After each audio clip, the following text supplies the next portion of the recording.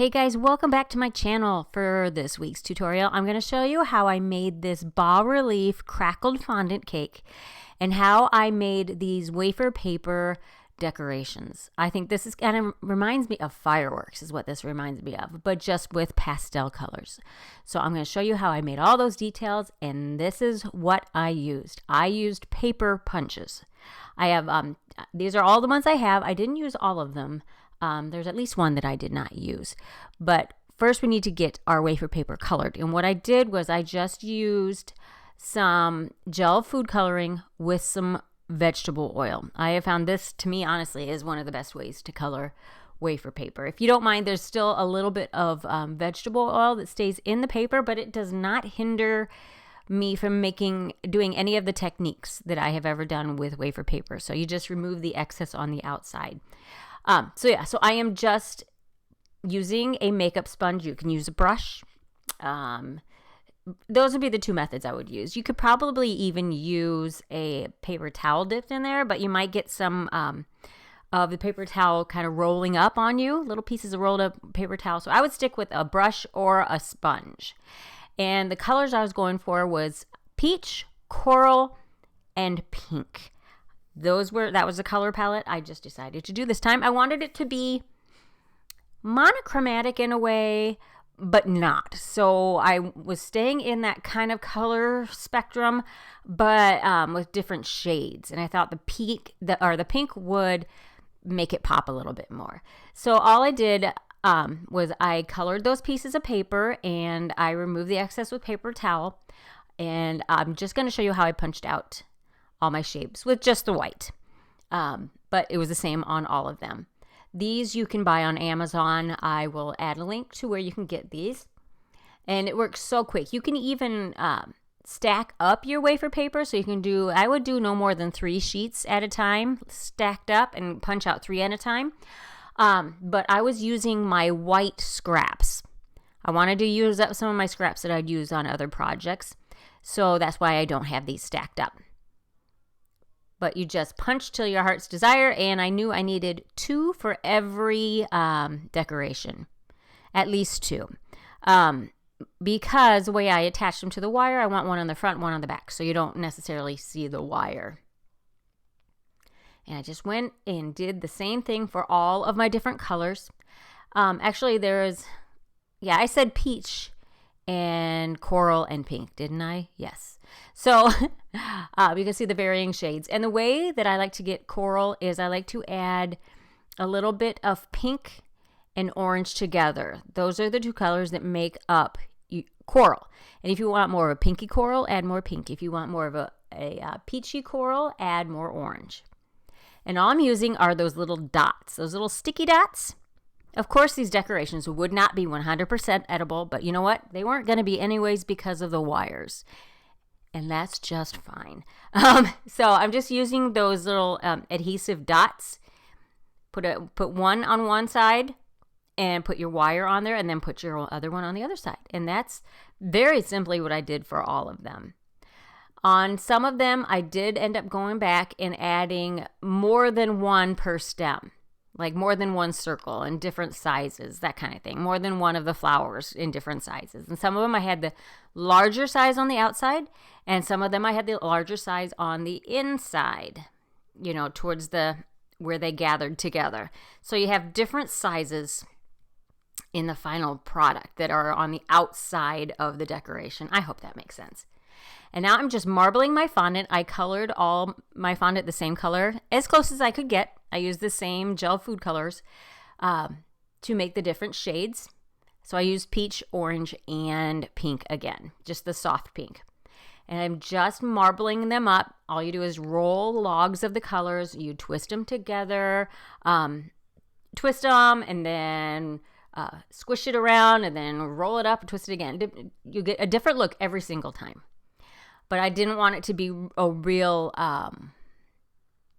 obvious marble. I wanted something a little bit more neutral. But you can still see all the different colors in there. And I cut that one piece in half, and I'm rolling out one piece for each tier since I'm using the panel method. So I measured the width or the circumference around the cake and the height, cut them down to size. And of course, this one's going to be bigger than the other one. And then once I got those rolled out, I put them on a silicone mat. This mat is an old one. I didn't care if it got warped. It would be preferable to do this torching method on like a marble surface. I don't have a real marble surface, so I just keep this mat around for these purposes because the heat is what's going to make them warp. So just be aware of that. And what I'm doing is I'm basically toasting the top surface of this fondant. This is what's going to help create the crackle effect because it's soft on the bottom, but it is torched and caramelized, not color-wise. You don't want to hold it in one place so long that you get caramelization necessarily. It can happen accidentally here or there, but just long enough so that when you feel it, the top of the surface, you can feel that there aren't any soft spots. They're all kind of toasted over. And then I'm just brushing on, that's just white food coloring thinned down with a little bit of Everclear. You could use some airbrush color also, but I wanted to use the Everclear because this dries faster when you use Everclear. The alcohol evaporates away and you're just left with the color. And honestly, I just let that sit for maybe 15 minutes, 30 minutes max. And then I'm just going over it with my rolling pin and magically our crackles appear. Something else to remember if you're going to do this technique is don't roll out your fondant too thin at the very beginning. I would leave it at least 1/4 inch thick because you're going to thin it down again, even more so when you are doing the crackle effect. So keep that in mind. You don't want your fondant to be too thin. Leave it a little thicker than you naturally want to. And I use the smaller rolling pin too, just to kind of get in those little, where the waves of my mat are because it's warped. The bigger rolling pin wasn't getting down there to really give me the crackle effect. So I'm just using the smaller one to kind of fine tune it. Then I did the same thing for the other panel of fondant, and now I'm just cutting them down to size. I did not leave this overnight. I did this all in the same afternoon. So there you can see our really pretty marbled, crackled fondant. And I'm using the scraps to create the pieces for the top. Just kind of squish them together and roll it out, and you'll get kind of the same effect, and that will go on the very top of your tier. I didn't show you on this one. The next one, I don't know where that footage went, but basically there's the panel on top cut down to the circumference of the cake, and then I picked up the panel which had set up for about, I'd say 45 minutes to an hour after you do the marbling, so that when you lift it onto your cake, it's not falling apart. And this one, I just so happened to cut it almost exactly the right width. It almost met up exactly on the back there. That rarely happens. So I'm just kind of coaxing the fondant kind of towards where they meet just a little bit. So it stretched out that crackle a little bit here and there, but that's okay. For this look, didn't matter. And then I popped it in the refrigerator just to firm up a little enough so that I could use a straight blade or a straight edge tool. You can use a thin knife, you can use X-Acto knife, you can use a clay cutting tool and cut off that excess. That was actually the bottom. So here it's in reverse. I'm showing you exactly how I attached those pieces on the first one. So sorry I got that backwards. My app that I use to edit my videos makes it not easy to move footage around like that. So that's why I just left it like this. So I put that piece on the top, attached it with just a little bit of shortening, turned it upside down, and then I pick up my panel and I wrap it around the cake when it's upside down so that your top edge is actually on the bottom right now, and that way you get your nice crisp corner without having to do anything to it. And then I did the same thing, put it into the refrigerator, let it firm up, and then I cut the extra off the bottom, turned it right side back up again. Now I didn't want to not use these scraps. I used almost every single last bit of fondant, and I'm just using some silicone molds dusted with a little cornstarch for the bas relief. These are floral pieces. They're floral decorations. I think you can see that in there. And I just put it in there and just released them. They don't have to be perfect. Perfect because you're not really going to see a whole lot of it because it's going to kind of blend in to the rest of the cake. But it gives that extra touch of texture that I like, a little bit more depth and detail. So I let those firm up a little bit before I attached them. And I wanted to put the decoration, the wafer paper, what should we call this? Fireworks spray.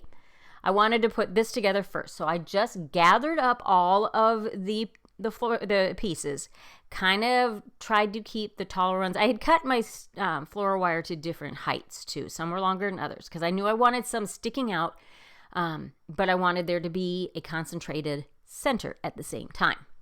So I'm just kind of rearranging them, kind of getting an eyeball on how I want them to look before I actually attach them to the cake. But this is a very easy decoration to attach. When you see the picture, you think, now how did you get all those in there? Well, this is how I did it. It was very simple. I just cut off the extra off the bottom so you can see those uneven ends. I'm just using my pliers, my cake pliers, to cut those off, wrapping it in floral wire. And then I'm just using a boba tea straw and see how it fits right in there. I just slide it in there and see where I need to cut off the extra. I don't need it that long.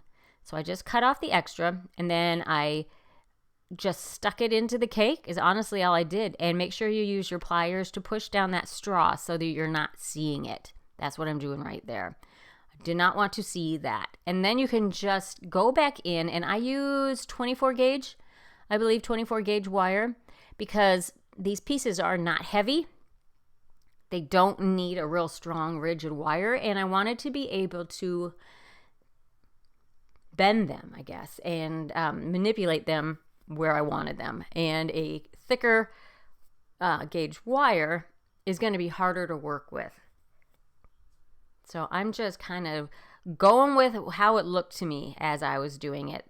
I kind of had a game plan in mind, but wasn't 100% sure. I do have an inspiration that I found. I think it was on Pinterest or Instagram. I'm not sure. I have a picture. I have it saved. I'm going to add the link into the video description of where my inspiration for this decoration came from. So I didn't want to mimic it exactly.